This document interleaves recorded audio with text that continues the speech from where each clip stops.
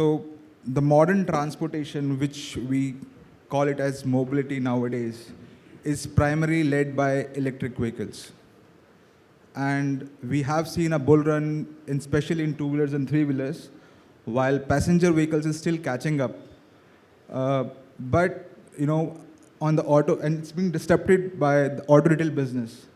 So I would like to first, ask the panelists, what are the key challenges in selling electric vehicles? We'll start with Mr. Vivek Srivatsa, who is the leading electric car player in the market.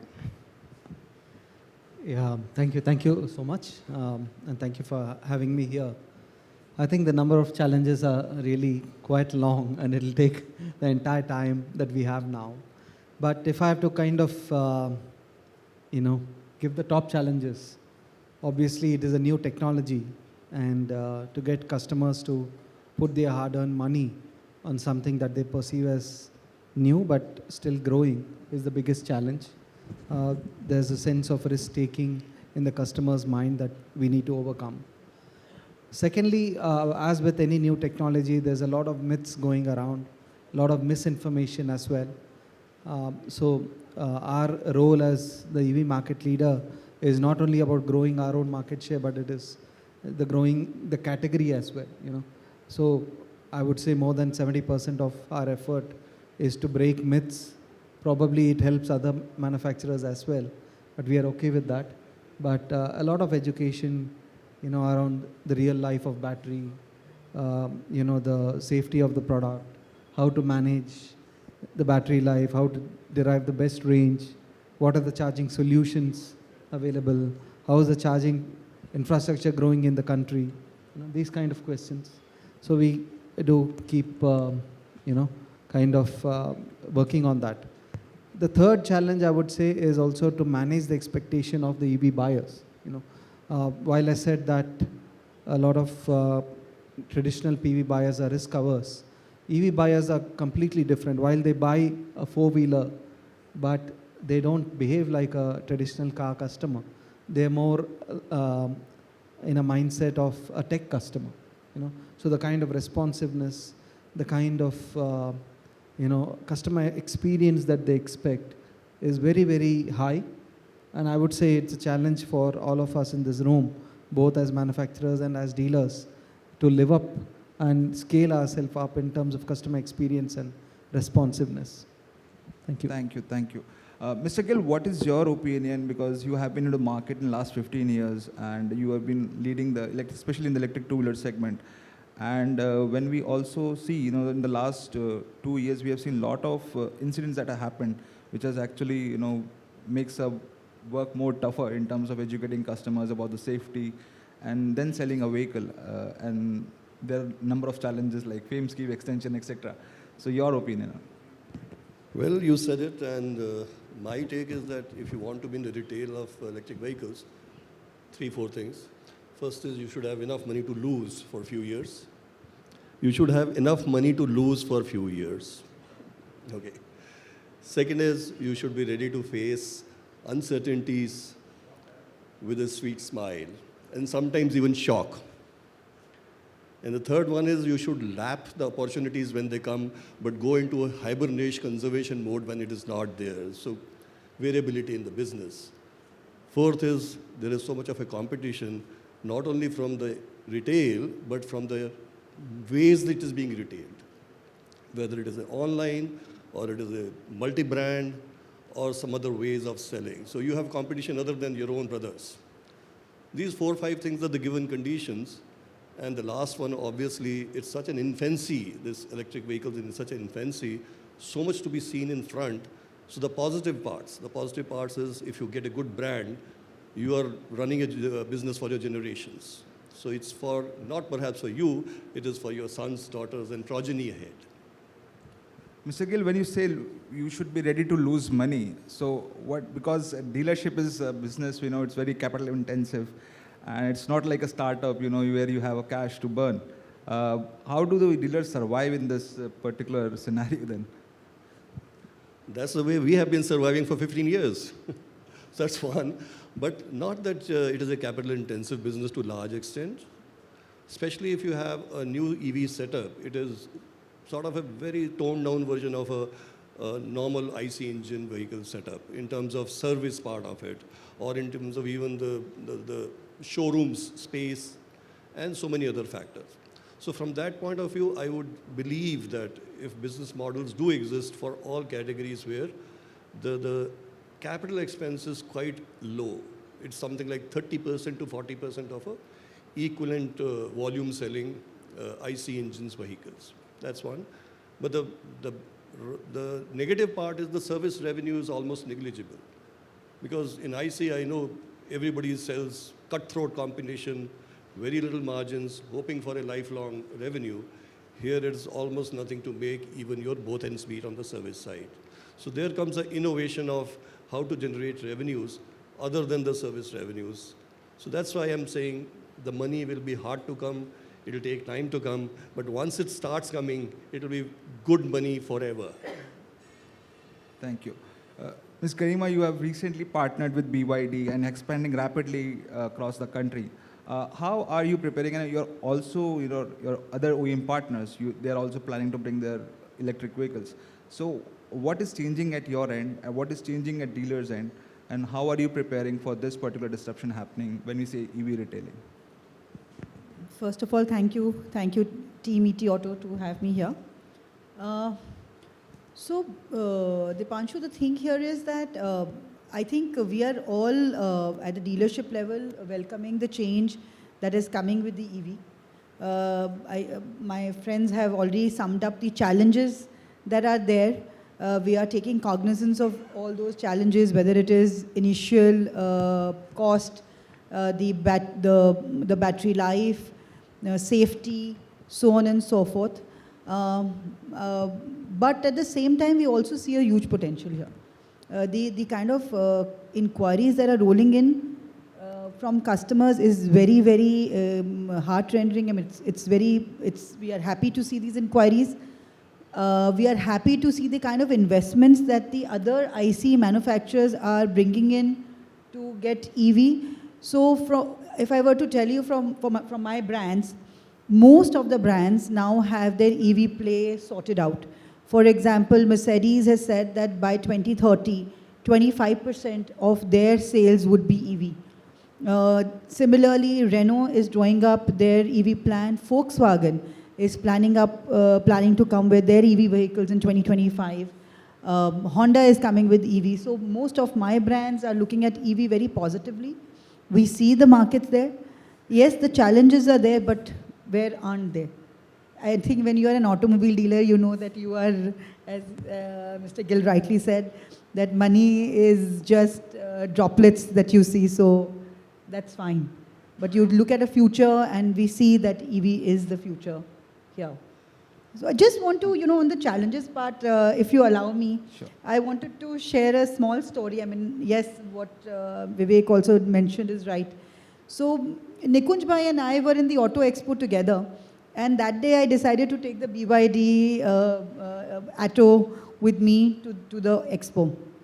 The most disturbed person was my driver, because he thought that now he has to stand at the Auto Expo waiting for me, and he cannot even listen to the radio because the battery will drain off. So these are the kind of myths that we face. And then the ADAS went on. And he was like, this car just goes, does not let me change the lanes. So these are myths. These are things that people will learn. And as manufacturers and dealers, it is our responsibility to educate the customer. Prima facie, the concept, the vehicle, the ideology is absolutely perfect. It's going in the right direction. No qualms on that. Rightly put. Mr. Vimal, what are your preparation when it comes to road assistance? What is ReadyAssist doing to support the environment of EVs? Yeah, so being an ecosystem enabler, where we largely work on providing assistance service to automobile users, the challenges that we have seen when it comes to EV retailing, like I addressed in the last presentation, there are more than 416 EV OEMs today in the country, where we know probably 5-6 names top of it. Right? So the challenge starts from the OEM level to the retail level when it comes to sales. Probably today manufacturing an EV OEM has become pretty easier when it comes to two-wheeler segment because of the assembling infrastructure that we have got. But selling it across the country calls for a service network across the country.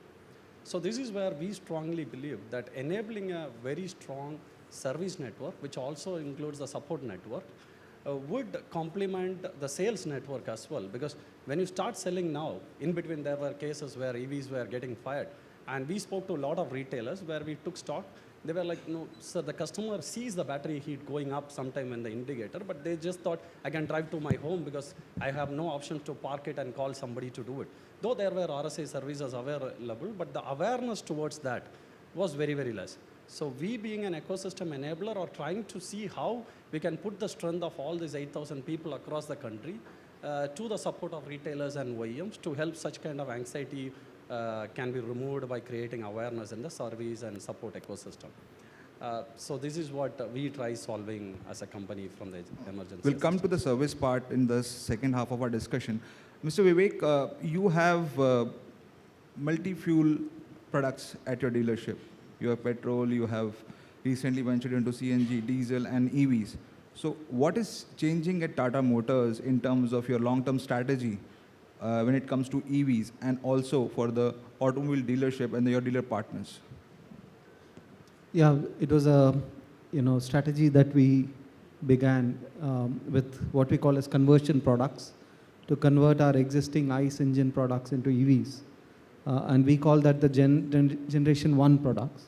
And also Yeah. if you could add some insights on the customer side, because a person coming to buy an Exxon petrol might turn to electric. So what are any incident on that side? Yeah, sure. So as I said, having current ICE engine conversion products is part of the strategy to make it more accessible to the Indian customer.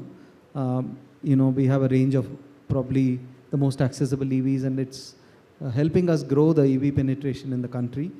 For the future, obviously, we have what we call adapted architecture, where ICE engine architectures have been adapted better to suit electrification. And ultimately, we'll have what we call as a pure EV as well. So that's the roadmap, and we have publicly announced this. And we think it creates a nice upward cadence in terms of pricing for mass adoption of EVs. Come in at a lower price and gradually upgrade the customers. Accordingly, we'll have to make our channel strategy as well. So currently, similar products are available in multiple fuel options. But as we graduate to more advanced EV architectures, we definitely need to pay attention to far better customer experience. Like I said earlier, EV customers expect a completely different kind of engagement at the retail level and also at the post-sale level. Normally in traditional auto, once the car is sold, the only interaction is with the service center. But when we are conceptualizing that, EV customers will want it very differently. So that is something we'll have to work on in terms of CX and network strategy. You wanted to know about insights about customers. What is very different is what we call as fungibility between models. I'll talk about our own models. If a customer comes for an Exxon, he usually ends up buying an Exxon. He doesn't go to the neighboring products in our portfolio. But that is an ICE. But in EVs, we see a huge level of fungibility between products. They come for an EV, but then they decide which is the best. They might come for an Exxon EV, but end up buying a Tiago, or the other way around. So I think that is also an outcome of the lesser number of EV customers itself, in the market. So the primary buying motivation is that they just want an EV, and then they go to the store and decide which is the best EV for them. It is likely to change in the future, but currently this is something very different that we are finding. Are you planning a separate brand of dealership for EVs going forward? I think it is inevitable. We'll have to do it at some point of time, very soon. Yeah. Mr. Gill, from you, I want to understand, the EV electric vehicles have especially disrupted the two-wheeler business, and many startups are going from, not having a dealership direct to customer. Some are having experience stores, because service is not that critical part as per experts. So what is your view on this, and how, dealership at two-wheelers, what should they be doing in terms of getting the extra revenues when because service is not very critical in this part? Yeah, it's true, and I think it will happen more and more, but ultimately it will settle somewhere midway, because on one side there is a compulsion of margins, and that's why some of the companies, OEMs, are trying shortcut route to directly come to the customer digitally. Perhaps not forever, because there is no substitute for face-to-face, I believe personally, a contact in terms of an automobile being sold.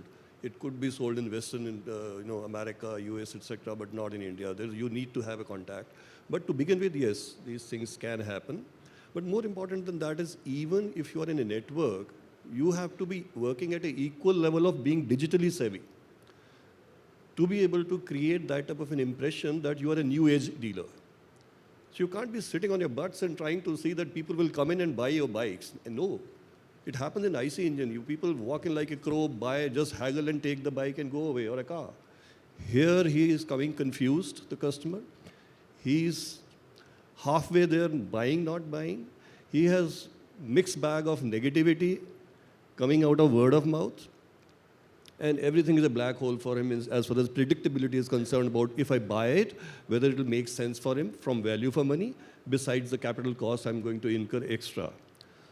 So that's why the guy who is interfacing the customer is so important here. He is a substitute of a company there. So that one guy, even if it's a junior, he's representing the whole lot of comprehensive equations, whether it is a customer engagement or technical competence. So unless you have both of them, the front-facing guy will kill the sale. And that's why it's so important to have first the passion about electric, if you are into the business, and so also the employees. And second part is they should know in and out of the electronics in a simple language, not in a complex way of explaining how does it relate in a benefit to the customer, the simplicity of operation or otherwise. And third is generic education and awareness about electric vehicles, which some people could ask, from sustainability, from greening, and other advantages.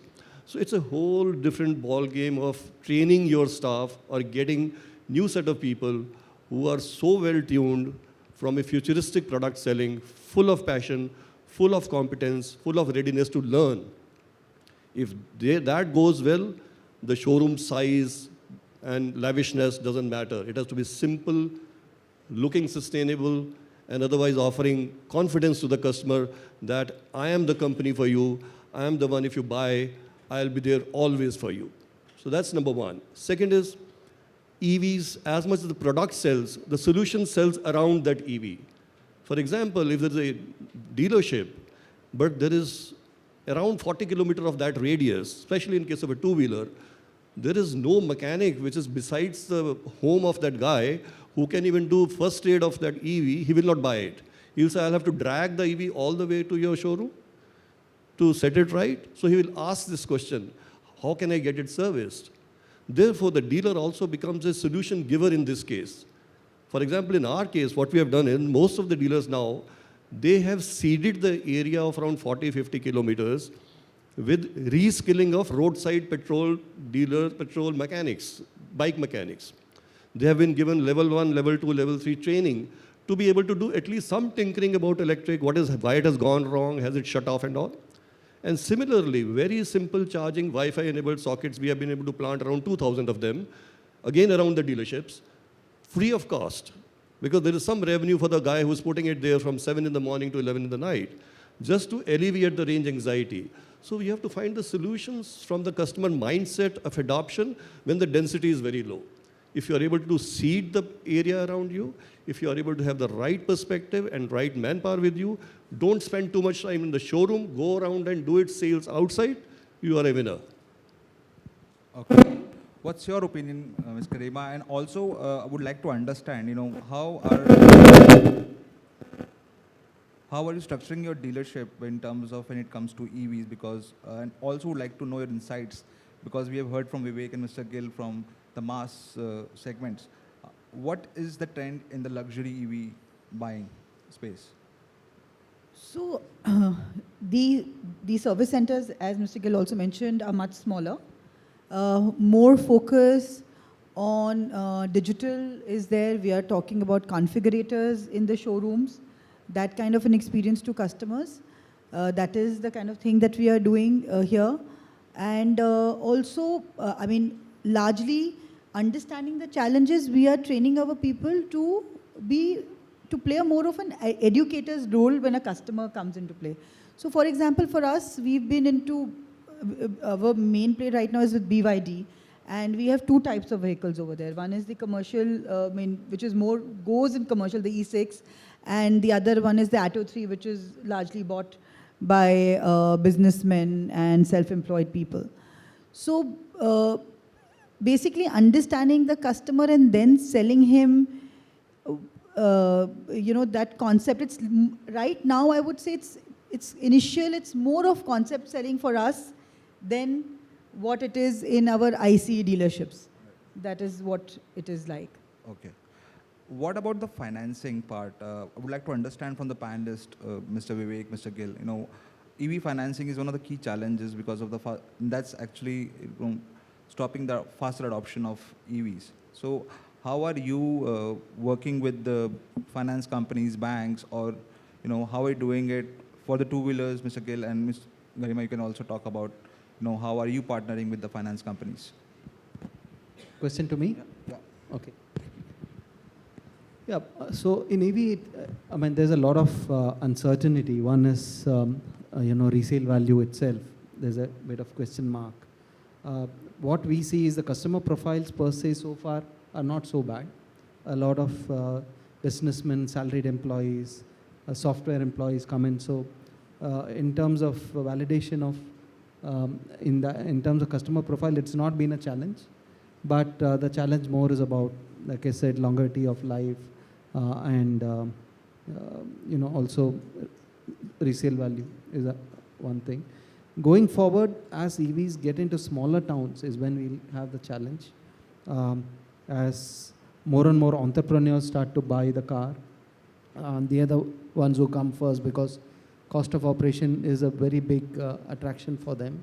And many a time we see entrepreneurs in small towns don't have the valid documentation and financial track to help them get a loan.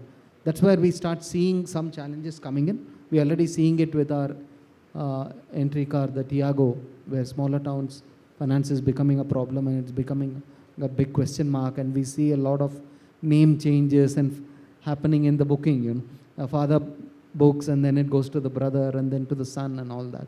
So it is something we'll have to crack. We'll have to also expand the appetite of the financiers, give them a lot of assurance. And going back to your first question, this is probably another challenge that we have in the future to both convince the strength of the product in terms of lifetime and resale, and also get a better profile of customers. Mr. Gill, your turn. Well, I'll divide into two parts, B2B and B2C. And in B2B, it's quite an easy thing right now after 4 or 5 years of toiling and hard labor. Because in B2B, it makes a lot of sense for financiers to interact with two business partners who have some might and some credibility. And that's why there are contracts which are easy to do. And also the savings easily come in B2B because of the long distance run and the overuse of the vehicles. So there is a return on capital. And that's why financier has a sort of an assurance. And that's why leasing companies are springing up like anything in terms of various models in B2B business. And B2B business itself is going from 15% to 25% to even 30% in some cases. B2C has taken a little more time because of 2 or 3 reasons. One is earlier year, there was a lot of efforts, less results. So means a lot of manpower to be deployed and very little to come out of it was one of the reasons. So nobody wanted to put in the financing side that type of disproportional assets. But later on, it became a problem of the battery being part of the whole game, which suddenly become zero value. Also, the resale value. So the resale value and the battery unpredictability means the retrieval value of the bike or the vehicle could take a beating in case of delinquencies or otherwise. And that's why that was a strict no-no for the financiers. Or otherwise, it was taking like a subprime loans type of a thing, high interest rates. After 4 or 5 years of working, now there's a huge queue of financiers, from big ones to small ones, testing out their waters with a little bit capital, not in a opening their purse string yet, but they're testing it out. And in EVs, it takes 4 years to really get around a circle of a complete battery life, or majority of the EV to be really giving the worth of TCO advantage and so-called financing backups, etc. That time is almost over. For us, financing is now 22 to 25%. It has to grow to at least 45%, but there's a clear roadmap for that now. Okay. At the leadership level, are you, in touch with the partners from the finance? And how are you doing it? Because you have both B2B and B2C products with BYD. So what is your take on this? No, so I think we are in a very comfortable position. In fact, the banks like SBI, which have introduced a 8-year tenure on EV vehicles, understanding that the EMI is slightly higher on these vehicles. Surprisingly, our finance penetration is close to 40%, which is around 50% in ICE, so which we don't think is bad at all. So finance is a big support. Financiers are a big support, giving specified products for our customers. So no issues over there, honestly. And a lot of leasing is also happening here. So as far as finance in EV is concerned, I only see an upward trend. I only think it's getting better and better. No issues there, really. Okay. In the morning, we heard about from Mr. Sir about the multi-brand dealership. Do you think it's the right time? Because since last 4 or 5 decades, we have been seeing the different brands for different vehicles. But can multi-brand play a key role here into making dealers more profitable, or having more options for them and earn more margins? Mr. Gill? I don't think so at all. I think it's a shortcut to the doom, because ultimately, when the volumes go up, then the distinction, differentiation, or otherwise, after sale, so much to do with EVs before sale in terms of customer connect, cannot be a commoditized product. So in the sort of a shortcut of trying to earn some quick money, this is happening. I think it will wean out. Ultimately, the OEM has to have, OEM worth his salt, has to have captive network, which can be educated to the tune to which the OEM wants to, and also engage them in various forms and ways to see to it the customers are contained and forever remain with them. We have 850 dealers now with us, and more than half of them are not making money, but they are with us with this thinking process that in one time when they start making money, there will be nothing like changing this business model to a multi-product model, etc. Therefore, we also have to give confidence from OEM side. We are not going for the digital all. We will never be on a multi-product. We will be with you if you are with us. Mr. Vivek, your opinion on this? Yeah, I'll use the same word. I think multi-brand retail is actually an outcome of commoditization of the product. When the customer already has decided and he just wants to have a very transactional relationship with at the buying time, that's when multi-brand will work. In EVs, we are like I said earlier, the relationship between the company, the dealer, and the manufacturer is far more intense through the ownership cycle. There are software updates that come in. There's a far more level of engagement because of the nature of the customer itself. And that is the expectation of the customer as well, to have a very close relationship with both the manufacturer and the dealer. And we should also drive that, in my opinion. Otherwise, we'll be just selling the same product in a different powertrain. What is the difference in EV is how the customer is able to have a completely different ownership experience compared to traditional auto. So both in terms of customer need and also as a tool to grow the market very fast and a tool to drive a lot of customer satisfaction. I think exclusive dealerships, brand-wise, each brand driving their own experience, and also a very strong engagement through the ownership cycle is the right way to go. How about the service side of business? Because that is one of the key components to make dealership profitable. And I would like to ask Mr. Vimal, and Mr. Vivek, how are things, how you are developing the network, because service is a key component here. So what are you doing? So Like I mentioned, we are more of an ecosystem enabler, where we provide more of after-sale emergency assistance and doorstep related services. We of course complement the dealerships after they sell the vehicle, the services which are rendered by the dealership. Beyond that, like Mr. Gill rightly said, today the biggest anxiety is customers not knowing whether there is a skill available with the mechanic around me when I drive, right? So it is also very essential that we develop the skill of awareness around EV skills across the country, and this is something as an ecosystem enabler we keep doing. We have so far trained more than 3,000 mechanics on the ground on the EV skill set, specifically to two-wheeler area, because this is one industry which has gone a little fast forward, and we have a lot of support from OEMs directly to do this activity, because OEMs also largely believe that the skill sharing or the knowledge sharing to make sure that the customer anxiety about services are also relatively feeling closer to the vehicle, right? Today, there are certain brands we feel like anywhere in India, if I drive, if there is a problem, there would be some mechanic who would help me out in moving further, right? A similar kind of feeling is required when it comes to EV also. The anxiety of range, the anxiety of service, the anxiety of availability of competency has to be taken out. This is what something we do as a company. And not only that, today we also know for a fact that the dealerships are not across every nook and corner, but the vehicle can of course travel across every nook and corner. Probably in the next 5 years, a lot of companies will penetrate to a deeper dealership network. But till then, at least all these customers in the early stage while they adapt, you need the confidence and promise that somebody can be behind me in 30 minutes if something goes wrong. So that is what as an ecosystem enabler, we strongly enable. And not only that, when it comes to service, there are a lot of accessories newly getting in the market. Like the way the new mobile phone launches, within some time, you will find a lot of third-party companies who get accessories into it. Similar way, today, when you buy an accessory, how do you get it fitted at your home? These are some concerns where a typical automobile user has. These are some kind of other challenges which a third-party service provider like us support when it comes to after-sale.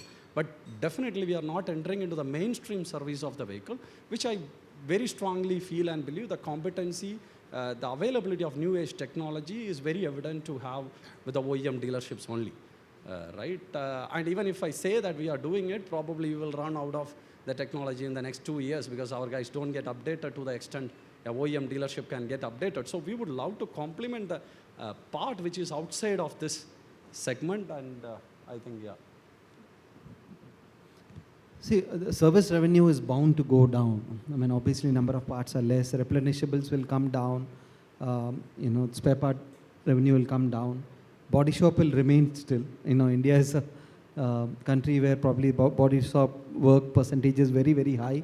That's where the most money is made. But I think dealers should relook at the service model. There's a lot of value-added services that can be added. We spoke about software updates. Not all the cars are going to have OTA updates, as we call over the air. Many of them will have to come to the service center to update their softwares and get new features. There's revenue in it both for the manufacturer and the dealer. But again, it's left to everybody's imagination in terms of how we can keep adding value. One of the examples I can give is that currently accessory business is focused only at the time of sale. But very easily for EVs, it could become, a potential through the life cycle. Like we keep changing our mobile phone protectors every year or every 6 months. It can easily be, done on the EVs as well. Change the look of the car at the service center in a reliable manner, fitment. So I'm sure both manufacturers and the dealer network will come up with new ways of enhancing revenue. But there will be revenue. But like I said earlier, the engagement that the customer wants with both the manufacturer and the dealer post-purchase is very, very high. So traditionally going to the service center is a big pain for ICE customers. But EV customers, what we have seen is they want to have that kind of interaction constantly, find out what is the new software, what are the new features which has come in, probably meet other customers in the service center. So even right from the ambience of the service center to the value-added services that are being offered has to be rethought so that we are able to generate new streams of revenue. Okay. Ms. Garima, you are the best person to answer this question. How service revenue will be impacted, and what kind of value-added service apart from the softwareization or software updates. What are you thinking in this line, and what kind of value-added service do you think dealership can provide, even if OEMs cannot help you in that segment? So Deepanshu, technically speaking, what Mr. Gill and Vivek said were correct, that ideally the revenue on EV should be lesser. But what we are practically seeing is that there is possibly 30 to 40% more driving that's happening on EV cars. So if a customer was traditionally driving 30,000 kilometers on an IC engine, then he is now driving around 45,000 kilometers. So what we are seeing is a good BP retention over here. What we are also seeing is, because of this high driving, we are seeing more allied products like tires, brakes, suspension, all these works are also coming in. And again, accessories is there, things like coating, all of that is happening. So it's not looking very sad and gloomy at the after sales level, honestly. Though for us, it is still early days. We practically started selling in June, so we've not even completed 1 year cycle. But I'm just telling you very initial data, initial things that we are seeing at the service centers, that it is honestly not that gloomy for us. Because most of these customers are driving their cars way more, and we are getting a lot of requirements for tires and brakes and suspensions, body paint, and so on and so forth. Mr. Gill, what's happening on the two-wheeler side? Service is another issue here, and we have been talking about it, and we have to educate customers also that people think that EVs are not meant to service, but that leads to fatal accidents later. Your opinion? See, while you're running into this business, you should know that first of all and factor accordingly your investments, because we sort of assure ROCE when we take dealerships, upwards of 40% also. So it's not ROI so much as ROCE that we deploy here. The second part is, if you take a leap of faith and you are an early mover, you have a larger territory to align with the brands. And if you have a larger territory, the investments are not very high per dealerships. So if you spread your investments, even we encourage, for example, not 1, but 2 or 3 dealerships to control a territory of something like 100 kilometers today. And that, if you're able to prove in that territory a success, those things become yours. So larger the footprint, more the fertility of offtake in times to come. So one is early mover advantage to have a larger footprint. Second is to create the customer delight in the first few thousand customers here. That's all you have to do. Because service is always with the plus and minuses. I'm not happy with the service, I'm dissatisfied or I'm satisfied. Every time you're tested. Here it is, one time you do a good sale, in which means don't oversell.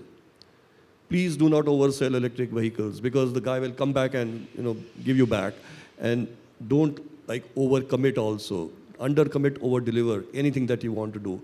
These 2 or 3 mantras, less investments, larger footprint, ecosystem development, ensures there is enough money to be made after the first cycle of warranties is over. Because that's a time, like Garima is saying, everybody is saying, so much consumables other than the engine parts are there to be replaced, replenished.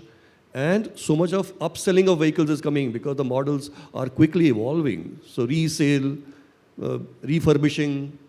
We have mega service camps in the country. One dealer does 2 mega service camps. And he does service, obviously, doesn't make money, but he makes money out of this refurbishing and resale and getting upselling of the new products.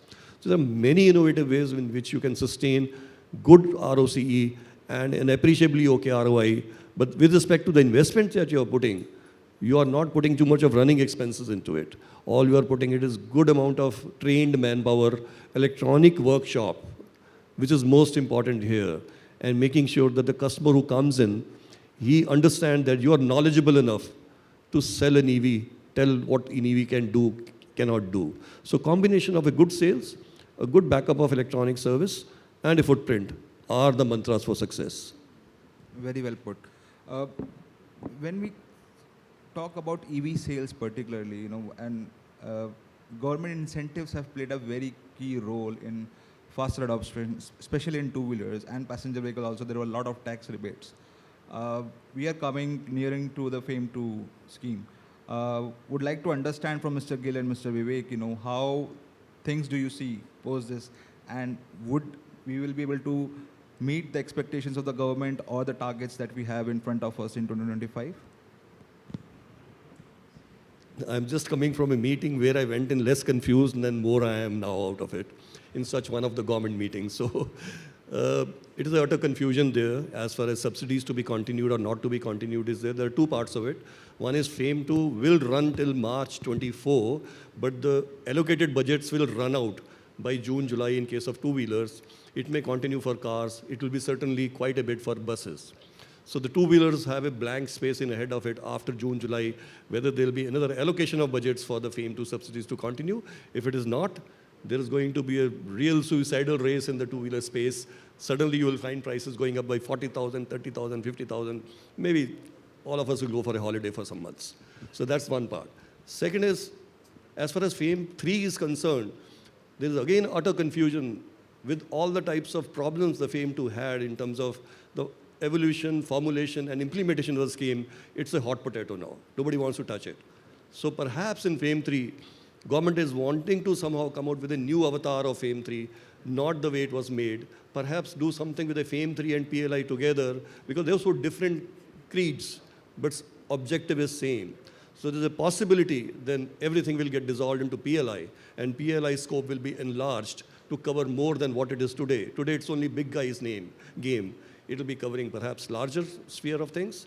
Startups will not be left out of it mercifully, and there'll be fair share for everybody, but much reduced level, a tapered level of incentives. We should be prepared for it. I think the time has come where EVs can stand on its own feet now, especially with the petrol at 100 rupees a litre. Mr. Vivek, what is the trend in passenger vehicle EVs? Very similar, I would say. Yeah. Is it the incentive that is driving the demand, or it not is at all? not Not at all. Obviously, there are 3 levels of incentive: manufacturing with PLI, then you have FAME, then you have state government subsidies for road tax, GST, etc. They did add a spark to certain states, but some of the largest selling states in the country don't have any subsidy. Contrarily, there are some states who have announced subsidy but not implemented, and it's actually negatively affecting sales. But also some of our largest selling products are out of subsidy. The same for you as well. I think subsidies are just temporary, is something we need to accept. Hopefully in some places they act as the initial spark, but we'll have to stand by ourselves. Customers are also looking at the value of EVs without subsidies in many cases, because there are a lot more to it than just a lower price. And mentally we are ready for a non-subsidy world as well. Okay, from dealer community point of view, Ms. Garima, what is your opinion? Should incentives go on for next 2 to 3 years, or customers are ready to latch on to the EVs, especially when we talk about passenger vehicles segment? So I would like to contain myself to the brands that we sell, and we, especially being in the premium space, I don't think the customer that is coming to us is coming for any subsidy or anything, right? The customer is coming because he wants to buy an EV.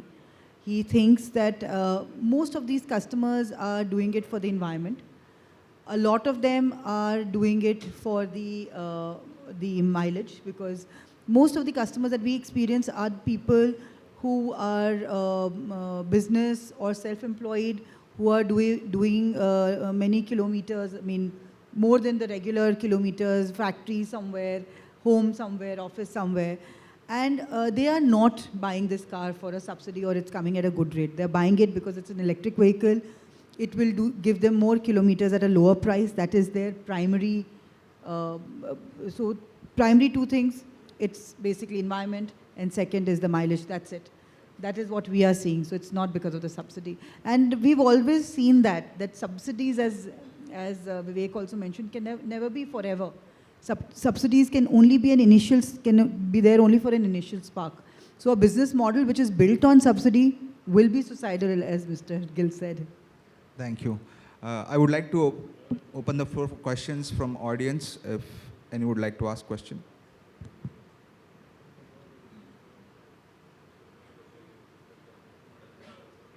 What is the satisfaction of EV customers, and what is the that repeat percentage of EV customer? I know it's little early, but in two-wheeler since the pace is little better than four-wheeler, so I just wanted to know what is the pace of repeat customers in EV, and what is the level of satisfaction that all the two-wheeler customer who is using the EV for quite some time. Mr. Gill, I think this question is for you. Well, I have been in IC engine for 30 years, Hero and all those places. I've seen there's a narrow band of satisfaction. It's sort of varies from 40% to 60, 70%. There are very few outliers of outstanding satisfaction and very dissatisfied, because it's a product which has run millions and millions of kilometers or otherwise available. So the expectation versus outcomes are similar. In this, there is a wide swing like a pendulum. The guys who are dissatisfied, they are going to burn and throw the bike on the road, and the guys who are happy and satisfied, they are so ecstatic that they talk to 10 others that, oh, buy EV, nothing else. So one has to be careful about that perception, which is so wide and so diametrically opposite that it can affect if it goes in one way. As far as referrals there, luckily, despite a lot of dissatisfaction also, the positive part is that the guy who speaks good also speaks to 10, not like in an IC engine, he doesn't speak to more than 2. But here the negative guy also speaks to 10 and the positive also speaks to 10. So there's a possibility of referrals very high, and in many cases, including ours, referrals are as much as 30% for us, like repeat sale and referrals. Mike here, please. Mr. Nikunj wants to ask a question. Mike.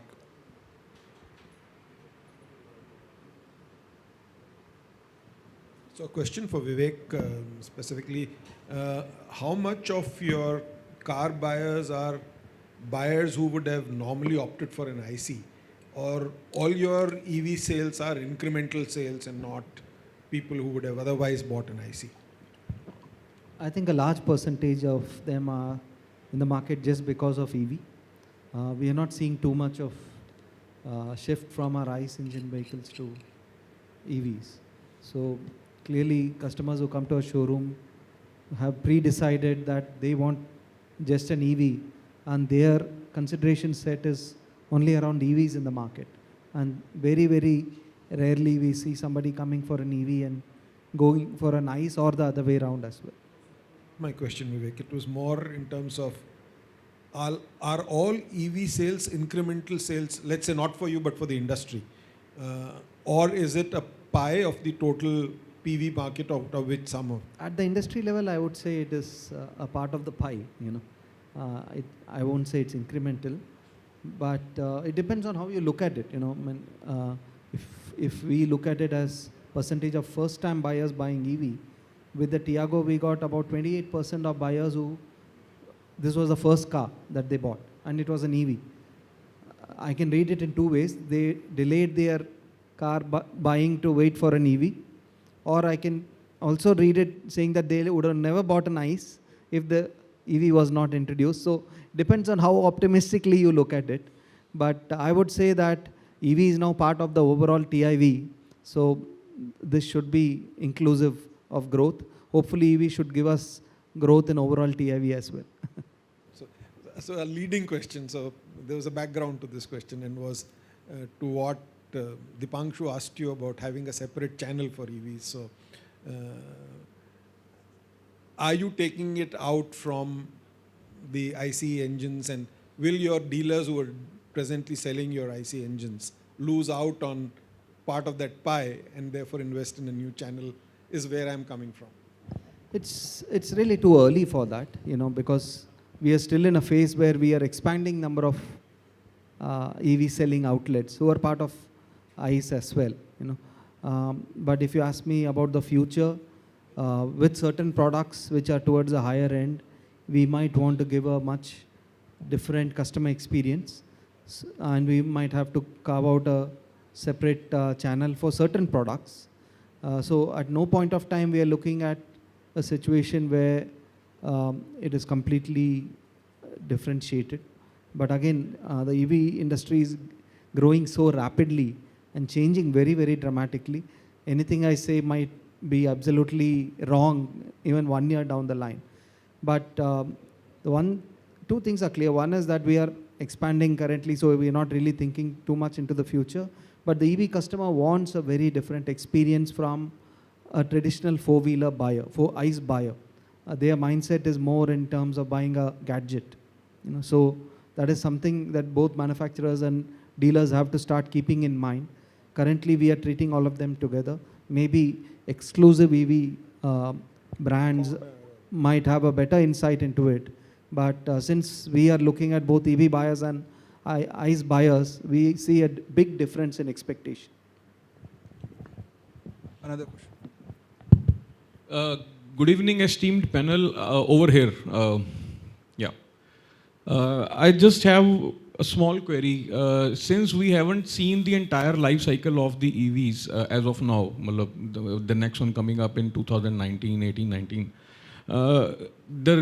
in continuation to Mr. Gill's answer on satisfaction, the satisfaction comes around the running of the vehicle, but it's not on the residual value of the vehicle. It's not on the entire life cycle experience of the customer. How do you see any negativity coming up maybe down the line, couple of years, when that particular vehicle will come on, to a resale value, for the second sale in the market, and a person will not find out, not even 50% or maybe 40%, too early to expect what will be the residual value of that particular product. So do you think that negativity at that point of time will hamper the sale of the vehicles, EVs, down the line? It depends on the OEM and the network, the way they are dealing with the customer. And if they're truthful, if they're factual, and they announce this in the beginning, which many of us are now doing, that when you come out with a calculation of total cost of ownership, you are calculating even the residual value, which is taken at a very small, bare minimum level, factoring that battery will almost die out. And in spite of that, if there's a TCO, then that is not so much of a concern. The concern is expectations versus the actual delivery. And that happens not till the end of life. That happens in the first 1 year, 2 years. That is where the most of the problems lie today. In order to just sell quickly, our network sometimes does shortcut and oversells the product by, "Arey, ye to pani par chalti hai." So almost, once you buy it, nothing else to be done. So that's where the damage lies. If you're raising the expectation bar so much, the deliveries are nowhere near that. The product is not akin to zero maintenance, running like on a 10 paisa or something. No, it is not. So most important is such dealers should not be part of the whole network. If they are, they should be spotted and weeded out. Continuous education, training, under promise, over deliver is the mantra here for doing a long, good business. If I can add to that, today customers are buying EVs without any expectation of resale value. There's a huge learning curve in terms of how to extract the best range out of the EV. So usually we see in the first 1 month, customers are very unhappy, but after that they manage. Many of them think the warranty period is actually the life of the car or the two-wheeler. Now we have an 8-year warranty, and many times customer asks us, what do we do after 8 years? But the fact all of us know that battery life is actually, batteries actually outlast the products almost by double. There's a second and third life also to batteries.